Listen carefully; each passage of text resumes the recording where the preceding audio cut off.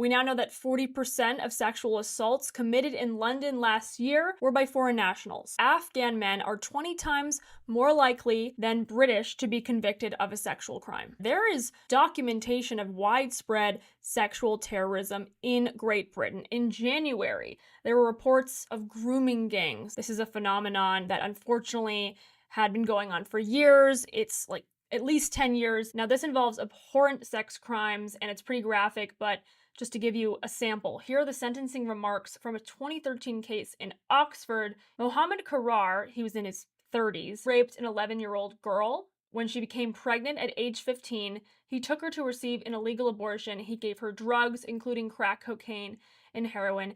It gets so much worse, so I'll spare you the details, but basically at one point there were multiple men who were involved, and she had a ball in her mouth to prevent her from screaming. Our Abigail Anthony writes, Karar treated that girl like cattle, branding his initial on her rear with a hot hair pin. Simply put, the grooming gangs are better characterized as torturous child prostitution rings that commit sexual terrorism. There have been some who have spoken out, and I applaud them for that. Julie Bindel published a well-investigated article in 2007 addressing this problem, and she said that groups of men who had been preying on young, vulnerable girls and ensnaring them into prostitution was something that should absolutely be of national interest. And she later stated that despite the evidence she had collected, it took until 2007 to publish an article on the topic because in this particular geographical area,